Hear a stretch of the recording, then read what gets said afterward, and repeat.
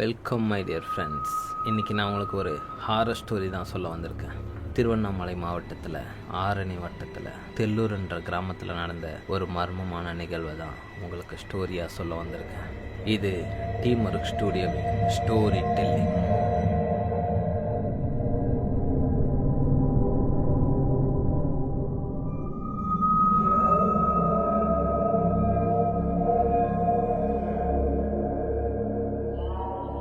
திருவண்ணாமலை மாவட்டம் தெல்லூர் என்ற கிராமத்தில், அந்த கிராமமானது ரொம்ப சின்ன கிராமம், எங்கே பார்த்தாலும் பசுமையான கிராமம். அந்த ஊர் எல்லையில் ஒரு வயல்வெளி இருக்குது. எல்லா வயல்லையும் இருக்கிற மாதிரி தான் அந்த வயல்லையும் ஒரு சோள கொல்லை பொம்மை இருக்கும்.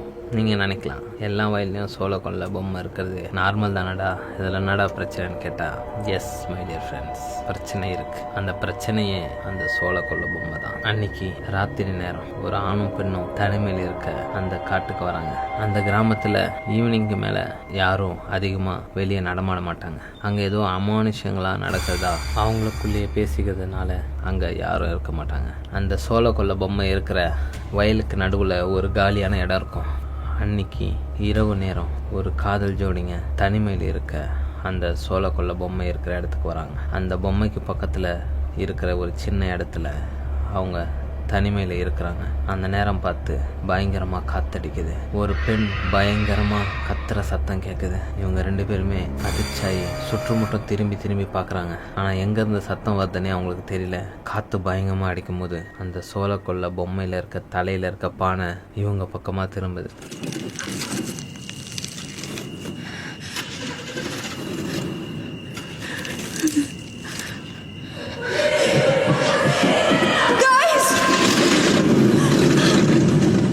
பொழுதும் விடியுது. எல்லாரும் அந்த வயலாண்டை வந்து பார்க்கும்போது அந்த ஆணும் பெண்ணும் ரத்த காயத்தோடு இறந்து கிடக்குறாங்க. என்ன நடந்ததுன்னு யாருக்குமே தெரியல. போலீஸ் அங்கே வராங்க. அங்கே நடந்ததை விசாரிக்கிறாங்க. அந்த க்ரைம் சீனை சீல் பண்ணிவிட்டு விசாரணை ஆரம்பிக்கிறாங்க. ஆனால் அன்றைக்கி நைட்டு என்ன நடந்ததுன்னு யாருக்கும் எதுவும் தெரியல. ஒரு சின்ன சத்தம் கூட கேட்கல. ஆனால் எப்படி இவங்க இங்கே வந்தாங்க? அவங்க அந்த ஊரும் கிடையாது. அவங்க ரெண்டு பேரும் எங்கேருந்து வந்தாங்க, ஏன் இப்படி இறந்து கிடக்குறாங்கன்னு யாருக்குமே எதுவும் தெரியல. அந்த போலீஸ் டீமில் ஒரு திறமையான ஆஃபீஸர் ஒருத்தர் இருக்கார். அவர் பேர் ஜேம்ஸ். அவர் தான் ஆரணி வட்டத்தோட இன்ஸ்பெக்டர். அவர் அந்த கேஸை மும்முரமாக எடுத்து இந்த கேஸில் என்ன நடந்தது நம்ம கண்டுபிடிக்கணும்னு ஆர்வமாக இறங்குறாரு. அங்கே இருக்க ஒவ்வொரு இடம் விடாமல் விசாரிக்கிறாரு. அவர் விசாரித்து முடித்ததில் அவருக்கு எந்த ஒரு க்ளூவும் கிடைக்கவே இல்லை. அந்த பக்கமாக எந்த வண்டியும் வரல. வயல்வெளின்றதுனால அங்கே ஒரு சிசிடிவி கேமராவும் எதுவும் இல்லை. இந்த கேஸை நம்ம முடிச்சாகணுன்ற பிடிவாதத்தோடு இருக்காரு. இந்த சம்பவம் நடந்த போலீஸ் விசாரிச்சுட்டு அந்த இடத்த சீல் பண்ணிட்டு போனதுக்கப்புறம் அன்னைக்கு நைட்டும் ரெண்டு காதல் ஜோடிங்க அந்த இடத்துக்கு தனிமையில் இருக்க வராங்க. அந்த பொண் பயந்து கொண்டே, ஏன்டா இங்கே கூட்டின்னு வந்த, இந்த இடம் பார்க்க பயமாக இருக்குது, வாடா போயிடலான்னு சொல்கிறான்.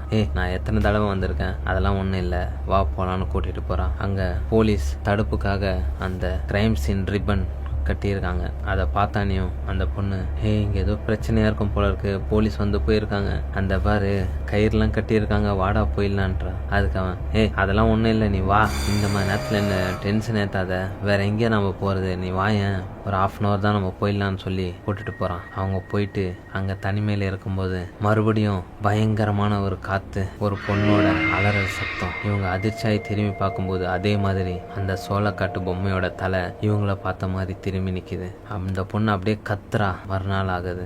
எல்லாரும் அதிர்ச்சி ஆகிறாங்க. மறுபடியும் அங்கே 2 சடலம் அதே மாதிரி ரத்த காயத்தோட கிடக்குது. இன்ஸ்பெக்டர் ஜேம்ஸ் அங்கே வராரு. பார்த்து மிகவும் கோபம் அடைகிறாரு. நம்ம இந்த கேஸை சாதாரணமாக நினச்சிட்டோம், இது இனிமே தொடர்ந்துட்டே இருக்கும் போலன்னு. போன தடவை பண்ண இன்வெஸ்டிகேஷனை விட இந்த தடவை ரொம்ப ஆர்வமாக இன்வெஸ்டிகேஷனில் இறங்குறாரு. அந்த கிரைம் சீனில் ஒரு இடம் விடாமல் இன்ச் பை இன்ச்சாக சர்ச் பண்ண சொல்கிறாரு. அவரும் கூடவே இருந்து சர்ச் பண்ணுறாரு. அவரோட எண்ணம் ஃபுல்லாக என்னமோ தெரியல அந்த சோளக்காட்டு பொம்மை மேலே தான் இருக்கு. அவர் நேராக அந்த சோளக்காட்டு பொம்மை பக்கத்தில் போய் நின்று அதையே கொஞ்ச நேரம் அப்படியே பார்க்குறாரு. அப்போது அந்த செகண்ட் ஒரு சொட்டு பிளட்டு நேராக அவர் சூளை வந்து படுது. அந்த சோளக்காட்டு பொம்மையோட தலையை பார்க்குறாரு. அந்த தலையில் கவுத்து வச்சிருந்த பானையிலேருந்து இன்னொரு சொட்டு பிளட் வந்து நேராக அவர் கையில் விழுது. அப்பதான் அவர் உத்து பார்க்குறாரு. அந்த சோளக்காட்டு பொம்மை தலைக்குள்ள ஒரு கத்தி சொருகிரு. அந்த கத்தியை எடுத்து பார்த்தா அது ஃபுல்லாக ரத்தம். அதிர்ச்சியில் அந்த கத்தியை பார்த்துக்கிட்டே இருக்காரு.